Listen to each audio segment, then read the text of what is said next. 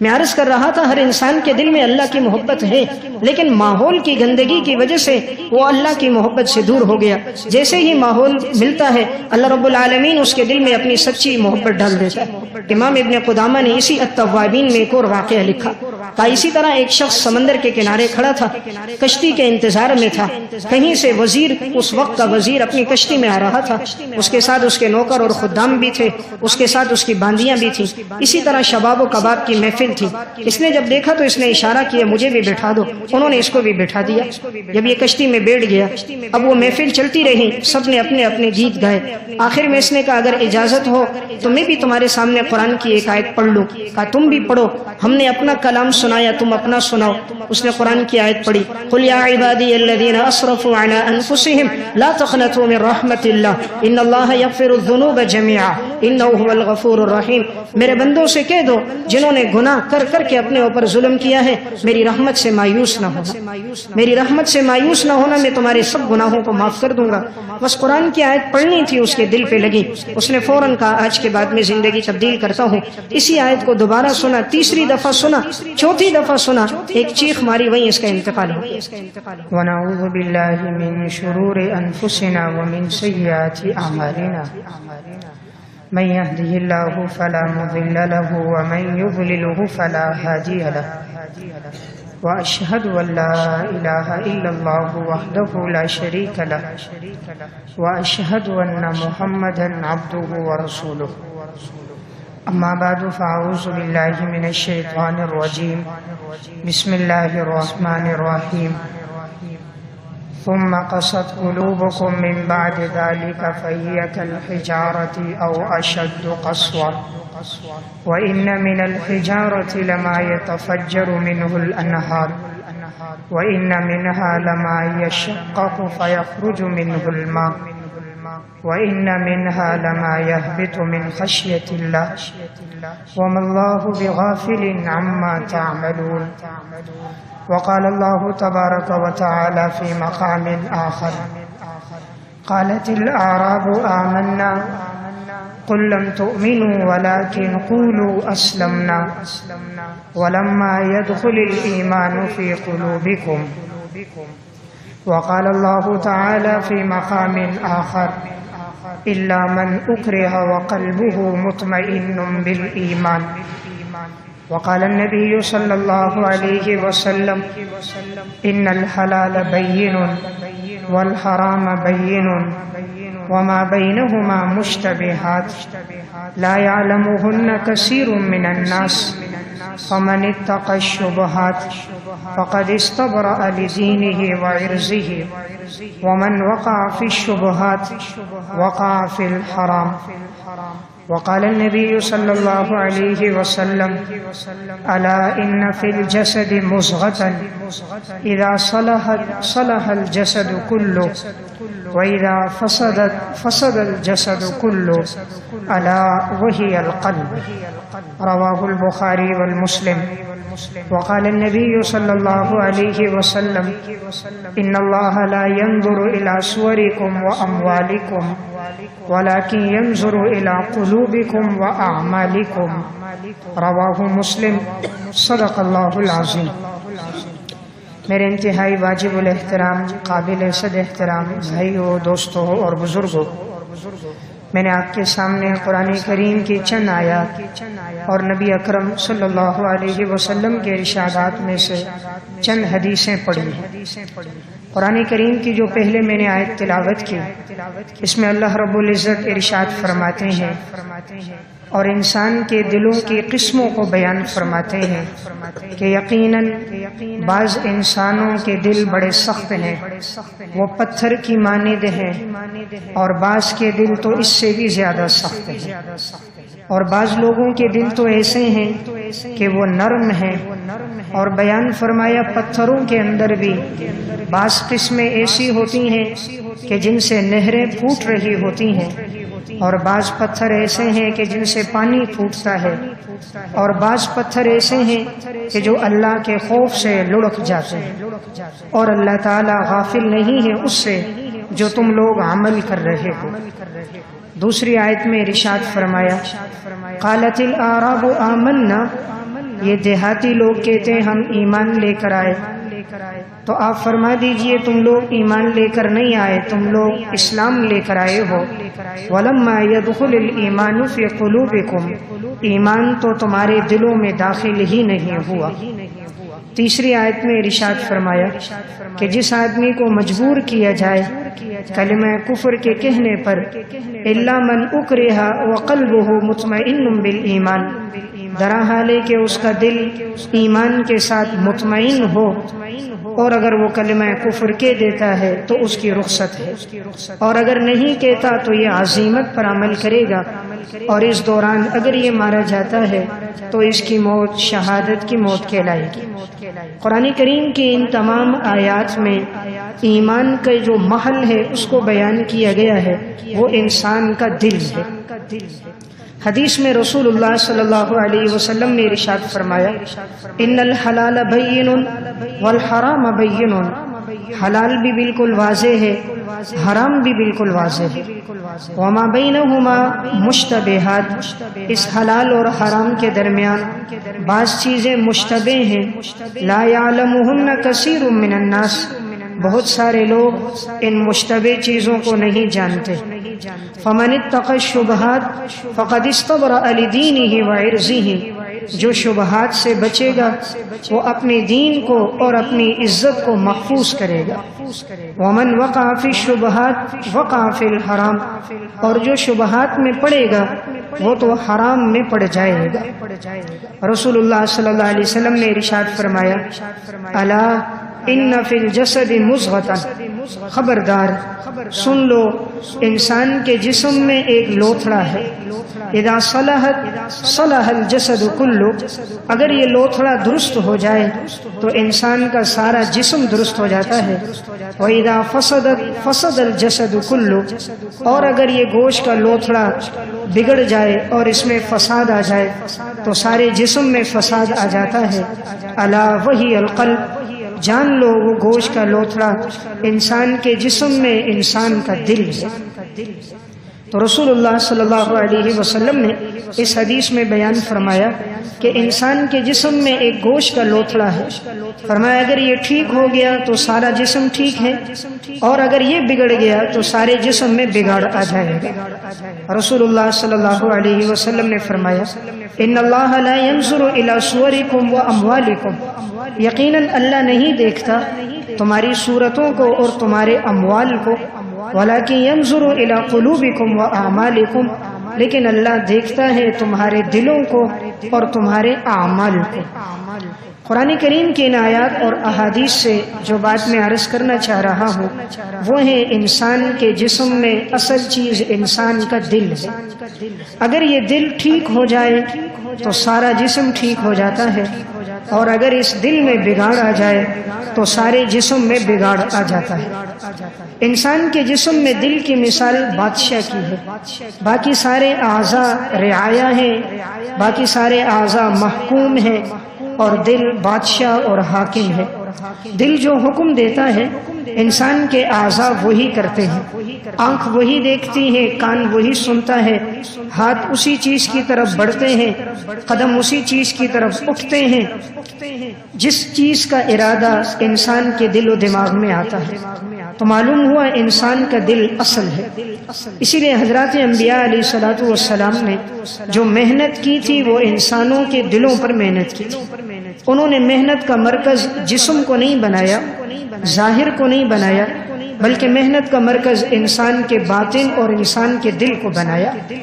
جب اس دل میں درستگی آ جائے تو سارا جسم درست، اور اگر اس میں بگاڑ آ جائے تو سارے جسم میں بگاڑ جائے۔ اب انسان کے دل میں نرمی بھی ہوتی ہے، انسان کے دل میں سختی بھی ہوتی ہے۔ نرمی اللہ اور اللہ کے رسول کو پسند ہے، اور انسان کے دل کا سخت ہو جانا یہ اللہ اور اللہ کے رسول کو پسند نہیں۔ اب انسان کا دل کن چیزوں سے سخت ہوتا ہے اور کن اعمال سے انسان کا دل نرم ہوتا ہے، تو میں ایسی چند چیزیں عرض کروں گا کہ چند چیزیں ایسی ہیں جس سے انسان کے دل میں سختی آتی ہے، اور چند اعمال ایسے ہیں جس کے ذریعے سے انسان کے دل میں نرمی آتی ہے۔ انسان کے دل میں سختی کا سب سے پہلا سبب کیا ہے؟ رسول اللہ صلی اللہ علیہ وسلم نے ارشاد فرمایا، سنن ترمذی کی روایت ہے، آپ نے فرمایا کہ جو انسان اللہ کے ذکر سے اعراض کرتا ہے اور کثرت کے ساتھ دیگر باتیں کرتا رہتا ہے، دیگر کلام میں مشغول ہوتا ہے، تو اس انسان کا دل سخت ہو جاتا ہے، اور سب سے دور اللہ سے وہی انسان ہوتا ہے جس کا دل سخت ہوتا ہے۔ تو معلوم ہوا سب سے پہلی چیز انسان کے دل کی سختی کا سبب ہے کثرت کلام، زیادہ گفتگو کرنا، زیادہ باتیں کرنا، یہ انسان کے دل کی سختی کا سبب ہے۔ کم گفتگو والا انسان، اللہ کی طرف متوجہ ہونے والا، اس کا دل نرم رہتا ہے، اور انسان اگر ذکر اللہ کے علاوہ اپنی زبان کو کثرت سے چلائے تو اس کا دل سخت ہو جاتا ہے۔ اس لیے آپ دنیا میں دیکھیں، جس کی زبان زیادہ چلتی ہے اس کا دل سخت ہوتا ہے، جس کی زبان کم چلتی ہے اس کا دل نرم ہوتا ہے۔ دل کی سختی کا دوسرا سبب ہوتا ہے کثرت ضحک، زیادہ ہنسنا۔ رسول اللہ صلی اللہ علیہ وسلم نے فرمایا، وَلَا تُكْثِرِ الضَّحِكَ فَإِنَّ كَثْرَةَ الضَّحِكِ تُمِيتُ الْقَلْبَ۔ تم زیادہ مت ہنسا کرو، اس لیے کہ زیادہ ہنسنا انسان کے دل کو مردہ کر دیتا ہے۔ تو جو کثرت کے ساتھ ہنسی مذاق کرتا رہے، اپنی زندگی اسی میں گزار دے، تو ایسے آدمی کا دل سخت ہوتا ہے، پھر اس پر ہدایت کی بات اثر نہیں کرتی، اور جس کا دل نرم ہوتا ہے اس کی زندگی ان چیزوں میں نہیں گزرتی۔ نمبر 3، انسان کے دل کی سختی کا تیسرا سبب ہے خواہشات پہ چلنا۔ جتنا آدمی خواہشات نفسانی پہ چلتا ہے اس کا دل سخت ہوتا ہے، اور جتنا انسان خواہشات کو چھوڑ کر شریعت کے تقاضوں پر عمل کرتا ہے اتنا اس کا دل نرم ہوتا ہے۔ قرآن کریم میں اللہ رب العزت ارشاد فرماتے ہیں، وَأَمَّا مَنْ خَافَ مَقَامَ رَبِّهِ وَنَهَى النَّفْسَ عَنِ الْهَوَى فَإِنَّ الْجَنَّةَ هِيَ الْمَأْوَى۔ یقیناً جو شخص اللہ کے سامنے کھڑے ہونے سے ڈرا اور اس نے اپنے نفس کو خواہشات سے بچایا، یقیناً اس کا مقام جنت ہوگا اور اس کا ٹھکانہ جنت کے اندر ہوگا۔ تو دیکھیں یہاں اللہ رب العزت نے کیا بیان فرمایا، جس نے اپنے آپ کو خواہشات سے بچایا وہ یقیناً جنت میں جائے گا۔ خواہشات بادشاہ کی بھی پوری نہیں ہوتی، اور ضرورتیں اللہ فقیر کی بھی پوری کر دیتا ہے۔ خواہشات پہ چلنے والا کبھی سکون نہیں پاتا، شریعت پہ چلنے والا اطمینان کی زندگی گزارتا ہے۔ خواہشات انسان کی غیر متناہی ہے، ایک کو پورا کرے دوسرے کو کرے تیسری، یہ کبھی خواہشات مکمل نہیں ہوتی۔ انسان خواہشات سے کبھی سیر نہیں ہوتا۔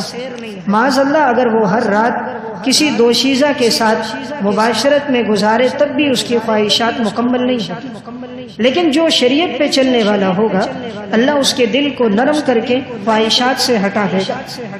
جنت کو ڈھانپا گیا ہے مشقت والے اعمال کے ساتھ، اور جہنم کو ڈھانپا گیا ہے خواہشات کے ساتھ۔ رسول اللہ صلی اللہ علیہ وسلم ارشاد فرماتے ہیں، حجبت النار بالشہوات وحجبت الجنت بالمکارہ۔ جنت کو ڈھانپا گیا مشقت والے اعمال کے ساتھ، جہنم کو ڈھانپا گیا خواہشات والے اعمال کے ساتھ۔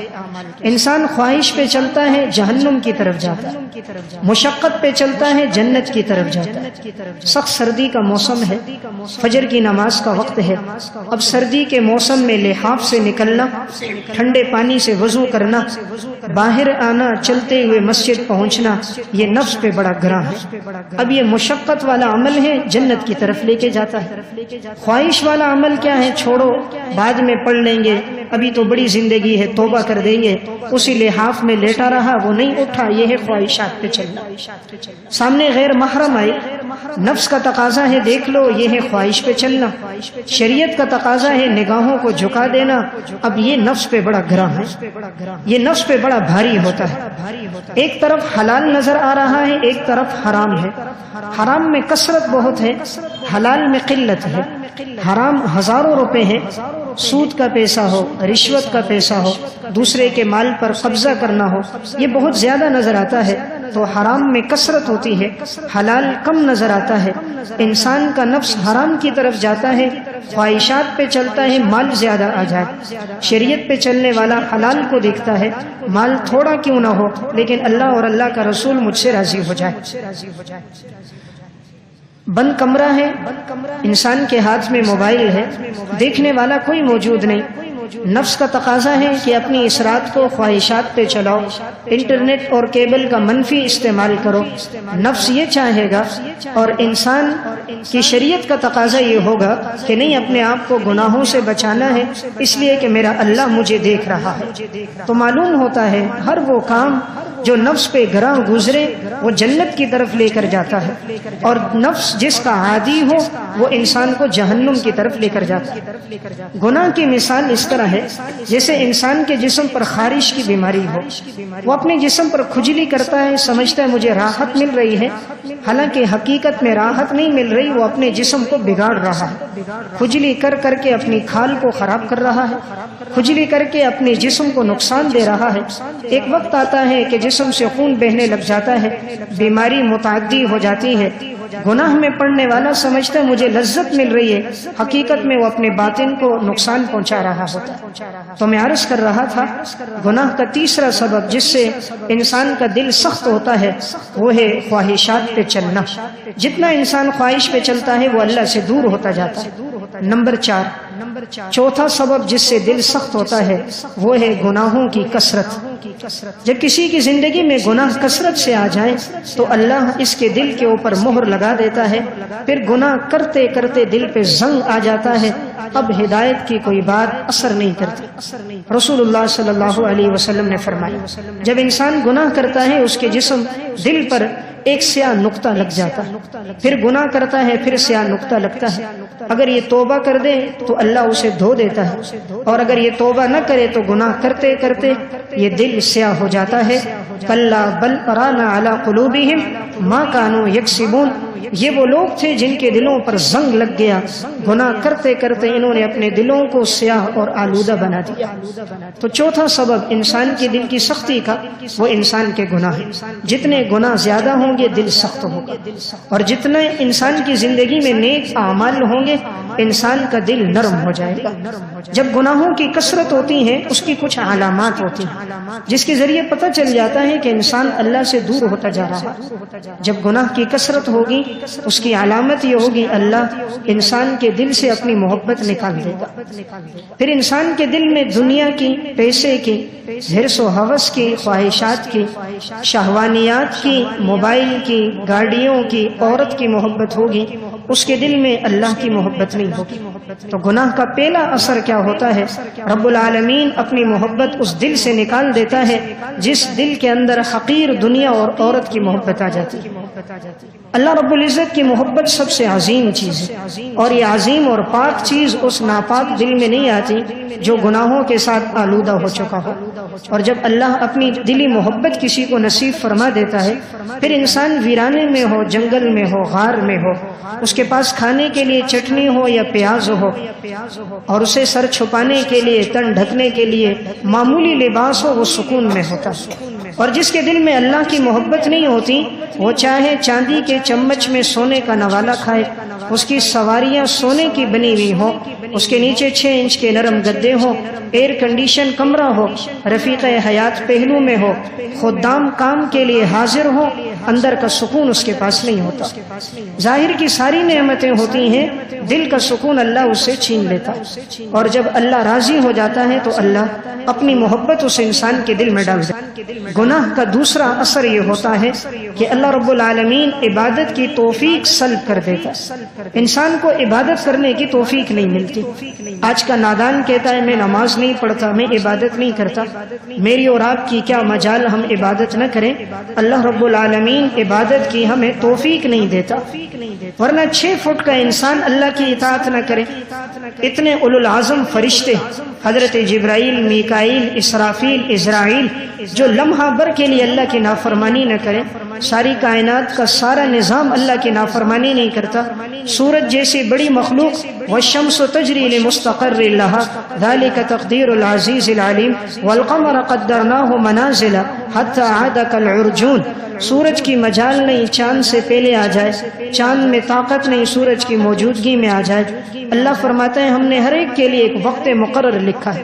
اسی وقت میں سورج طلوع ہوگا، اسی وقت میں سورج غروب ہوگا، اسی وقت میں چاند کا ظہور ہوگا، اسی وقت میں چاند نگاہوں سے اوجھل ہو جائے گا.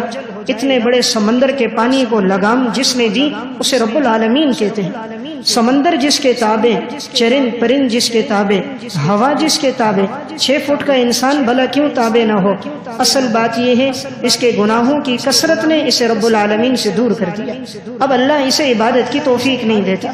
تو گناہ کا ایک اثر یہ ہوتا ہے انسان کی زندگی سے عبادت کی توفیق سلب ہو جاتی ہے. جب دل سخت ہو جاتا ہے اس کا ایک اثر یہ سامنے آتا ہے انسان کو تلاوت کرنے کی توفیق نہیں ہوتی، قرآن کریم پڑھنے کی توفیق نہیں ہوتی.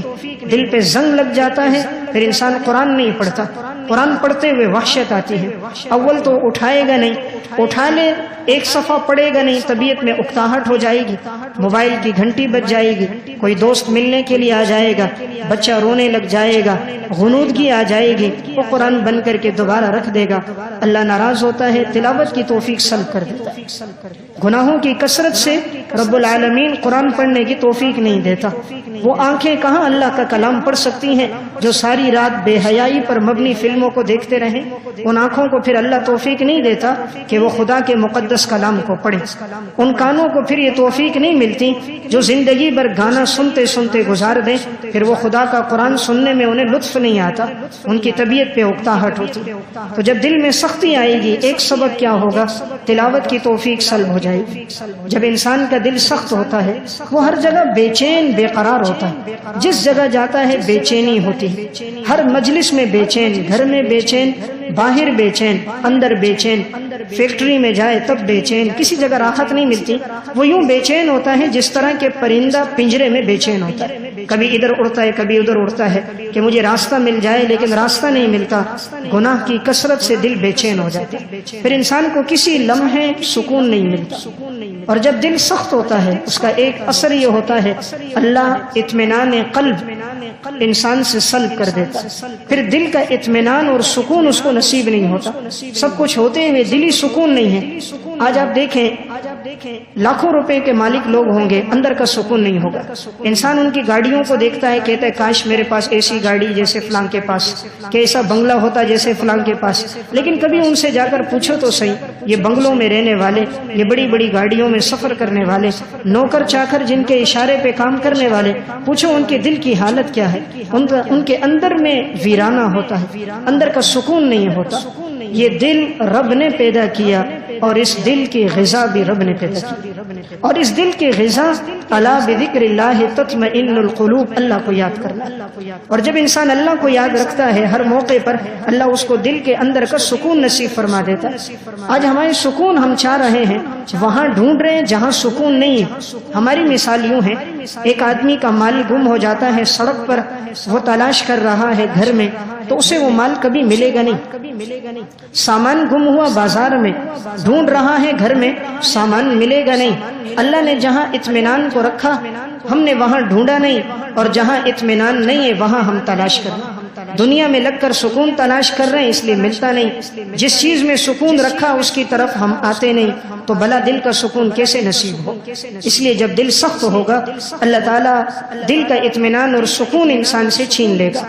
جب انسان کا دل سخت ہو جاتا ہے ہر موقع پر وحشت ہوتی ہے، اندھیرا چھا جائے وحشت آ جاتی ہے، انسان کے دل میں خوف ہوتا ہے. یاد رکھیں جو جتنا اللہ سے ڈرنے والا ہوگا اس کا دل اتنا طاقتور ہوگا، اور جو جتنا اللہ سے نہیں ڈرنے والا ہوگا اس کا دل اتنا ہی کمزور ہوگا.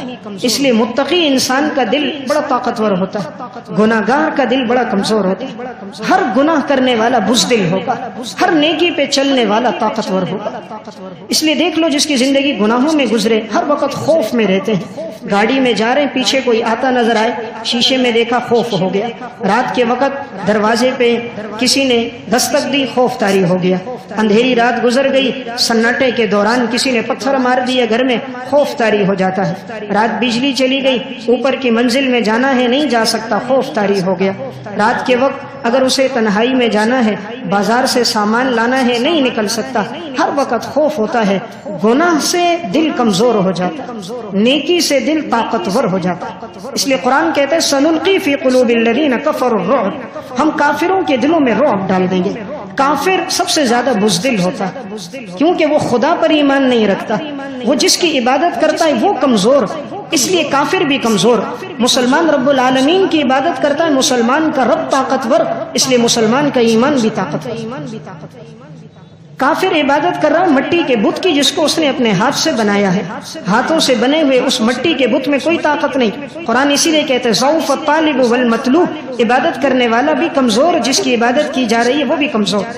مسلمانوں کا رب اللہ سب سے زیادہ طاقتور، اس لیے جس دل میں اللہ آ جاتا ہے نیکی کے ذریعے وہ دل سب سے زیادہ طاقتور ہو جاتا ہے. پھر 30 آدمی 30,000 کا مقابلہ کرتے. خالد بن ولید لشکر لے کر جا رہے ہیں، 30 آدمی 30,000 کے مقابلے میں جا رہے ہیں اور اللہ مسلمانوں کو فتح دے رہا ہے. عقل دنگ ہے. تاریخ کے اندر یہ واقعہ بھی آ گیا. آج انسانی عقل حیران اور پریشان، کیا ایک آدمی 1000 سے لڑ سکتا ہے؟ تو یاد رکھیں لڑائیاں ہتھیاروں سے نہیں ہوتی، جذبوں سے ہوتی، اور جذبہ ایمان سے بنتا ہے، اور جذبوں کو شکست نہیں دی جا سکتی. اس لیے حضرات صحابہ کی تاریخ دیکھیں، ایک ایک آدمی اٹھتا تھا، کفر کی صفوں میں گھس جاتا تھا اور انہیں یوں کاٹ کے رکھ دیتا جیسے انسان گاجر مولی کو کاٹ دیتا. وہ کفار کے سامنے کھڑے ہو کر، وقت کے فرعونوں کے سامنے کھڑے ہو کر وہ اسلام کی حقانیت کا ڈنکا بجاتے تھے. وہ اللہ کے علاوہ کسی سے ڈرتے نہیں تھے، موت کو سامنے دیکھ کر بھی مسکرا رہے ہوتے تھے. حضرت عبداللہ ابن حذافہ رضی اللہ تعالی رومی بادشاہ نے گرفتار کر دیا. رومی بادشاہ کہنے لگا، شعب الایمان میں واقعہ ہے، تاریخ و مدینہ دمشق میں بھی، کہنے لگا اپنے دین کو چھوڑ دو، ہمارا مذہب قبول کر دو. حضرت عبداللہ بن حذافہ نے کہا نہیں، اسلام نہیں چھوڑ سکتا. اس نے کہا میں تمہیں اپنی آدھی سلطنت دے رہا ہوں. اس وقت اس کی آدھی سلطنت جو تھی وہ 3 بر اعظم کا بادشاہ تھا، 1.5 بر اعظم کی بادشاہت دے رہا تھا. عبداللہ بن حذافہ نے کہا اگر تم یہ کہو کہ پلک جھپکنے کے برابر اپنے نبی کی ایک سنت کو چھوڑ دو، اللہ کی قسم سنت بھی نہیں چھوڑوں گا، اچھے جائے کہ دین کو چھوڑ. بادشاہ نے دیکھا یہ حربہ کام نہ آیا.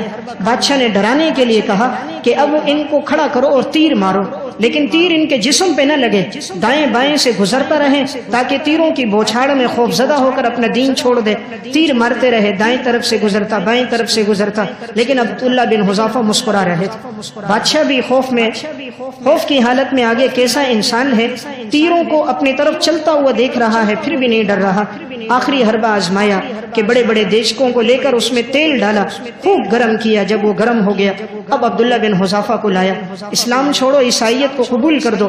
فرمایا نہیں چھوڑ سکتا. اب ایک صحابی کو لایا گیا، ڈالا، جیسے ڈالا تو جسم یوں پک گیا، گوشت یوں ہڈیوں سے الگ ہو گیا. جسم کا پکنا یوں تھا جیسے گرم تیل میں مچھلی پک جاتی. لیکن اس صحابی نے کلمہ کفر نہ کہا. دوسرے کو ڈالا، تیسرے کو ڈالا. اب عبداللہ سے کہا انہیں ڈالنا ہے. عبداللہ کو لے جایا گیا تو یہ مسکرا رہے تھے. بادشاہ نے کہا ان کی مسکراہٹ چہرے پر ہے اور آنکھوں سے آنسو بھی بہ رہے ہیں، یہ عجیب کیفیت کیوں طاری ہے؟ پوچھا کہ عبداللہ مسکراتے کیوں اور روتے کیوں ہو؟ کہا مسکرا تو اس لیے رہا ہوں، اللہ کے دین کی رکھوالی کے لیے جان دے رہا ہوں.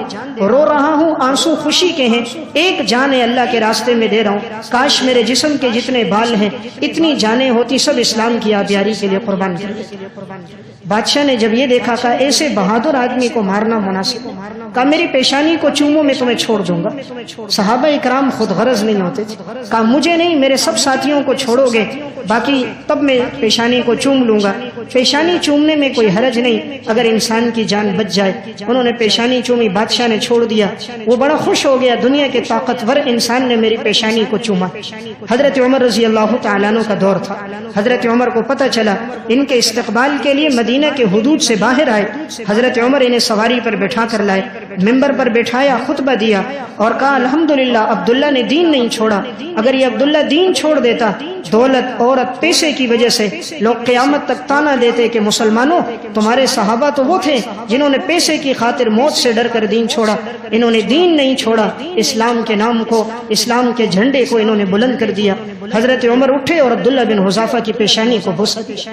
پھر فرمایا تم میں سے ہر ایک اٹھتا رہے اور ان کی پیشانی کو چومتا رہے. ہر ایک اٹھتا تھا اور عبداللہ کی پیشانی کو چومتا تھا.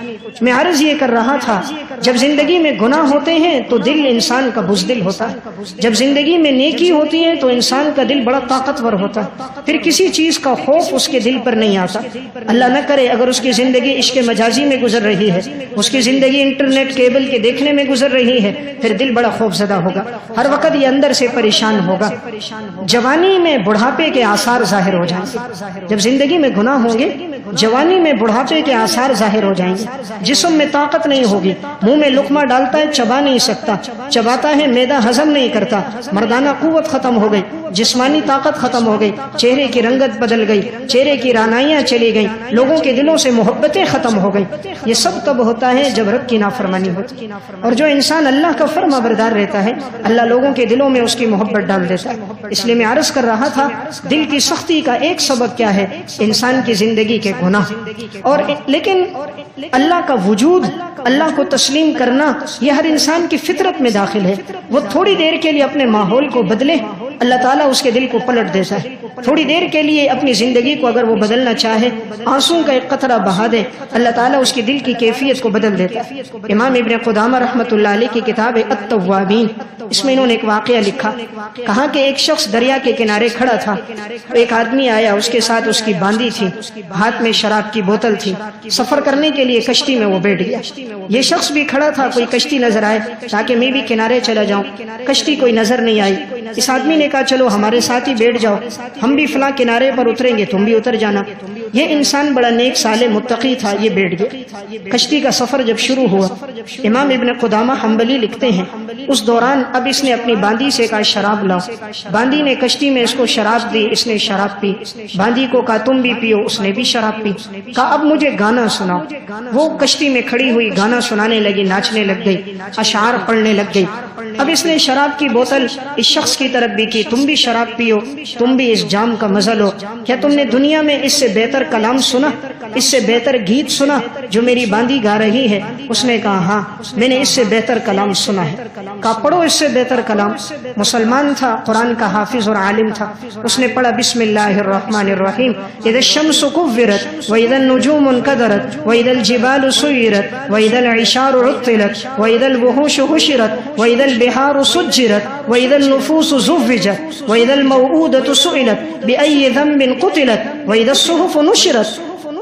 جب سورج بے نور ہو جائے گا, جب قیامت کا دن آئے گا, ستارے گدلے پڑ جائیں گے, آسمان کا نظام درہم برہم ہو جائے گا, سمندروں میں آگ لگ جائے گی, سارے انسان ایک جگہ پہ جمع ہو جائیں گے. جب زندہ درگور کی بھی بچی سے پوچھا جائے گا کس جرم کی پاداش میں تمہیں قتل کیا گیا تھا, وَإِذَا الصُّحُفُ نُشِرَتْ, جب تمہارے نامہ اعمال کو کھولا جائے گا, جب تمہارے نامہ اعمال کو کھولا جائے گا. اور اس نے یہ آیت پڑھی, اس شخص نے چیخ ماری. جب نامہ اعمال کھلے گا تو کہا اللہ کو کیا جواب دوں گا. اپنی باندی کو کہا صبر کر, ٹھہر جا. کہا پھر پڑھو. اس نے پھر پڑھا وَإِذَا الصُّحُفُ نُشِرَتْ, جب انسان کے نامہ اعمال کو کھولا جائے گا. آنکھوں سے آنسو بہنے لگ گئے. تھا تو مسلمان, زندگی گناہوں میں گزر رہی تھی.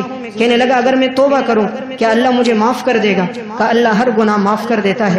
اس نے صدق دل کے ساتھ وہیں کشتی میں توبہ کی, شراب کی بوتل پانی میں ڈالی, اپنی باندی کو آزاد کر دیا, لباس تبدیل کیا, پھر زندگی بھر اس نے نیکی میں گزاری.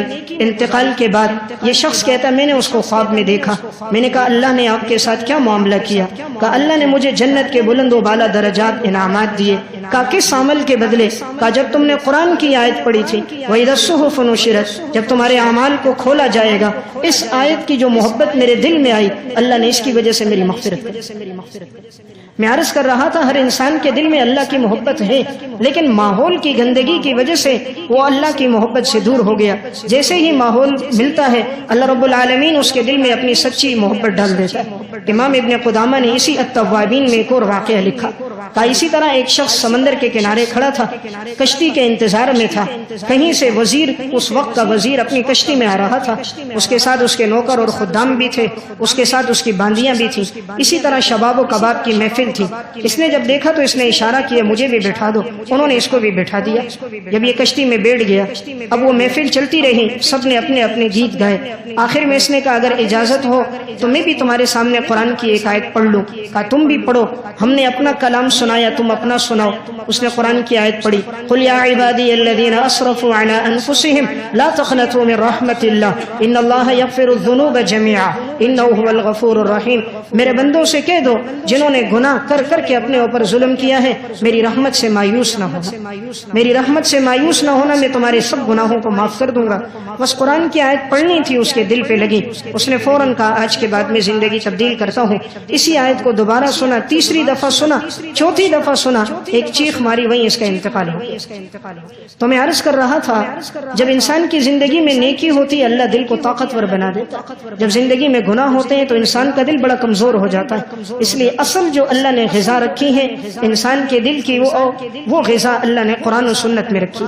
جتنا دین کے ساتھ انسان جڑتا ہے، اللہ کی اطاعت کرتا ہے، رب العالمین اسے دل کا سکون نصیب کر دیتا ہے، اولاد کو فرما بردار کر دیتا ہے، لا علاج بیماریوں سے اللہ تعالیٰ اس کی حفاظت کر دیتا ہے، اللہ اس کے مال میں برکت ڈال دیتا ہے، زندگی کا اطمینان دیتا ہے، نیک نامی اللہ اس کی باقی رکھتا ہے۔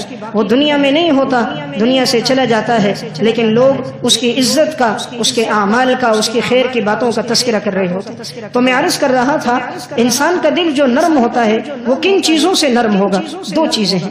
رسول اللہ صلی اللہ علیہ وسلم نے فرمایا ان هذه القلوب تصدع كما يصدع الحديد اذا اصابه الماء، یقیناً انسان کے دلوں کو زنگ لگ جاتا ہے، جیسے لوہے کو پانی لگے اس کو زنگ لگ جاتا ہے۔ صحابہ اکرام نے پوچھا یا رسول اللہ وما جلاؤها، یہ زنگ دور کیسے ہوگا؟ آپ نے فرمایا کثرت ذکر الموت و تلاوت القرآن، موت کو کثرت سے یاد رکھنا، نمبر 2 قرآن کریم کی تلاوت کرنا۔ دلوں کا زنگ دور کرنا ہے، آپ نے فرمایا 2 کام کرنا، موت کو کثرت سے یاد کرنا، قرآن کریم کی تلاوت کرنا۔ انسان تھوڑی دیر کے لیے سوچے کتنے لوگ آئے ہمارے آباء و اجداد میں، وہ دنیا سے چلے گئے، ایک وقت ہوگا ہم نے بھی دنیا سے جانا ہے۔ جو موت کو یاد رکھتا ہے اس کا دل نرم رہتا ہے۔ انسان کا دل کب سخت ہوتا ہے؟ جب وہ امیدوں میں پڑ جاتا ہے، امیدیں کبھی پوری نہیں ہوتی، خواہشات کی کبھی تکمیل نہیں ہوتی۔ عجیب بات ہے، ابن آدم جتنا بوڑھا ہوتا ہے اس کی 2 چیزیں جوان ہوتی ہیں۔ یحرم ابن آدم ویشب منہ اثنتان الحرص علی المال والحرص علی العمر۔ آپ نے فرمایا ابن آدم بوڑھا ہوگا، 2 چیزیں جوان ہوں گی، مال کی حرص، عمر کی حرص۔ جتنا بڑھتا جاتا ہے مال کی حرص بڑھتی، جتنی عمر بڑھتی جاتی ہے عمر کی حرص بڑھتی جاتی ہے۔ پہلے انسان پھر بھی جوانی میں کچھ خرچ کر دیتا ہے، جتنا بالوں میں سفیدی آتی ہے پھر انسان ایک ایک پیسے کو بچاتا ہے تاکہ کہیں یہ لگ نہ جائے، یہ مال کی محبت ہے۔ تو بہرحال آپ صلی اللہ علیہ وسلم نے دلوں کا زنگ دور کرنے کی 2 چیزیں بیان کی، موت کو یاد رکھنا، قرآن کریم کی تلاوت کرنا۔ قرآن کی تلاوت اگر زندگی میں ہو، انسان دنیا سے جانے لگے پھر بھی زبان پر تلاوت ہوتی ہے۔ امام ابو بکر بن عیاش رحمۃ اللہ علیہ ساری زندگی تلاوت میں گزاری۔ اس امت کے وہ انسان تھے جو روزانہ ایک قرآن کریم تلاوت کیا کرتے تھے۔ امام نووی رحمہ اللہ نے ان کا واقعہ شرح صحیح مسلم میں لکھا، آخری وقت آیا، بیٹی نے کہا ابا جی معلوم نہیں آگے آپ کے ساتھ کیا ہوگا۔ فرمایا پریشان نہ ہو، اللہ تمہارے والد پہ رحم کرے گا، اس لیے کہ اس کمرے میں 30 سال سے میرا معمول ہے، میں روزانہ ایک قرآن کریم تلاوت کرتا ہوں۔ 30 سال سے معمول تھا، روزانہ ایک قرآن پڑھتے تھے امام ابو بکر بن عیاش رحمۃ اللہ علیہ۔ آج ہمارے لیے ایک صفحہ پڑھنا مشکل ہے، وجہ کیا ہے؟ ہمارے دل میں رب العالمین کی اور قرآن کی محبت نہیں، دنیا کی محبت ہے۔ اس لیے مردار چیز کی محبت دل میں آ گئی تو پاکیزہ چیز کی محبت نہیں آتی۔ ان لوگوں کے دلوں میں اللہ نے اپنے کلام کی محبت ڈالی، قرآن پڑھتے رہے، پڑھتے پڑھتے ان کی روح قبض ہو گئی۔ قرآن کی جب تلاوت کر رہے تھے 7 سپارے مکمل ہوئے، آخری وقت آیا، سورہ انعام شروع کی ہوئی تھی، وہیں ان کی روح پرواز کر گئی۔ زندگی اچھی گزری تھی، اللہ نے موت بھی اچھی دے دی۔ عربی کی ایک کتاب ہے حسن الخاتمہ و سوء الخاتمہ، اس میں انہوں نے لکھا ایک لڑکی کی عمر 21 سال تھی، اچانک ایکسیڈنٹ ہو گیا، ہسپتال لے جایا گیا، پہنچے تو معلوم ہوا انتقال ہو گیا۔ اس بچی کو گھر لایا گیا، وہ بڑی نیک صالحہ متقیہ تھی۔ اس کو غسل دینے والی جب غسل دے رہی تھی، جسم پہ جب پانی اس نے ڈالنا شروع کیا، اس کے جسم کا رنگ خوبصورت ہونے لگا، جسم کی رنگت بدلنے لگ گئی، چہرہ 14ویں رات کی طرح چمکنے لگ گیا۔ جب چہرے پہ پانی ڈالا تو ناک سے یوں ایک چیز نکلی جو مشک اور عنبر کی مانند تھی، پورا کمرہ معطر ہو گیا۔ آنکھوں پہ ڈالا تو آنکھوں سے وہ پانی نکلا، پورا کمرہ اس سے معطر ہو گیا۔ اس نے ان کی خالہ کو بلایا، بچی کی والدہ بندہ کو بلایا، کہا ایسی خوشبو تو میں نے کبھی محسوس نہیں کی، ہر ایک وہ اپنے کپڑوں پہ لگاتا، سارے کپڑے معطر ہو جاتے، جسم چمک رہا ہے، لڑکی مسکرا رہی ہے۔ اس نے اس کی ماں سے پوچھا اس نے زندگی میں کون سا عمل کیا کہ اللہ رب العزت نے اس کو ایسی اچھی موت عطا کی ہے کہ اس کا جسم معطر اور خوشبودار ہے؟ اس کی ماں نے آگے سے کہا جب سے اس نے ہوش سنبھالا ہے کبھی اس نے نماز ترک نہیں کی، جب سے اس نے ہوش سنبھالا کبھی نماز ترک نہیں کی۔ نمبر 2، پیر اور جمعرات کا روزہ کبھی ترک نہیں کیا۔ نمبر 3، کبھی کسی غیر محرم کو نہیں دیکھا۔ کہ شاید اللہ نے اس کو یہ مقام اس لیے دیا، اس لیے زندگی جس پہ گزرتی ہے موت اسی طرح آتی ہے۔ زندگی اچھی گزرے گی تو موت بھی اچھی آئے گی، خدا نہ کرے زندگی گناہوں میں گزر گئی تو موت کے وقت بھی پھر انسان کا سامنا انہی گناہوں کے ساتھ ہوگا جس گناہوں میں زندگی گزاری تھی، سود میں گزاری تھی، رشوت میں گزاری، بے حیائی میں گزاری، پھر روح انسان کی نکلتی نہیں، بڑی مشقت اور تکلیف کا عمل ہوتا ہے، جسم سیاہ ہو جاتا ہے، جسم کی رنگت بدل جاتی ہے، جسم بدبودار ہو جاتا ہے، تعفن شروع ہو جاتا ہے، کوئی اس کے قریب بیٹھنا گوارا نہیں کرتا، اس کے جنازے میں کثرت نہیں ہوتی، اس کی نیک نامی ختم ہو جاتی۔ میں آخری ایک بات عرض کروں، اسی کتاب میں انہوں نے ایک واقعہ لکھا، حسن الخاتمہ وسوء الخاتمہ۔ ایک نوجوان کا تھا، کہا وہ گاڑی چلا رہا تھا، گانا سن رہا تھا، ایکسیڈنٹ ہوا، اسی دوران انتقال ہو گیا۔ اس کو غسل دینے والا کہتا ہے جب میں اس کو غسل دے رہا تھا اس کے چہرے کا رنگ بالکل سیاہ ہو گیا تھا، اس کا جسم بالکل سیاہ، حالانکہ عرب کا بڑا خوبصورت نوجوان تھا، اس کی زبان باہر نکل آئی تھی، آنکھیں باہر کی طرف لڑک گئی۔ تو میں نے اس کے دوستوں سے پوچھا اس کی موت کس حال میں آئی؟ کہا زندگی بھر گانا سنتا تھا، گانا گاتا تھا، گاڑی میں جا رہا تھا، گانا لگا ہوا تھا، اسی حال میں اس کی موت آئی۔ کہا کبھی اس کو نماز پڑھتے بھی دیکھا؟ دوستوں نے کہا ہم نے کبھی اس کو مسجد میں نہیں دیکھا۔ زندگی گناہوں میں گزری تھی، موت بھی اللہ نے ویسی دی۔ عرب کے اس عالم نے بہت سے واقعات لکھے، حسن الخاتمہ وسوء الخاتمہ، اچھا خاتمہ کیسے اور برا خاتمہ کیسے۔ تو زندگی اچھی گزارے تاکہ میرے اور آپ کا خاتمہ بھی اچھا ہو۔ اللہ ہم سب کو عمل کی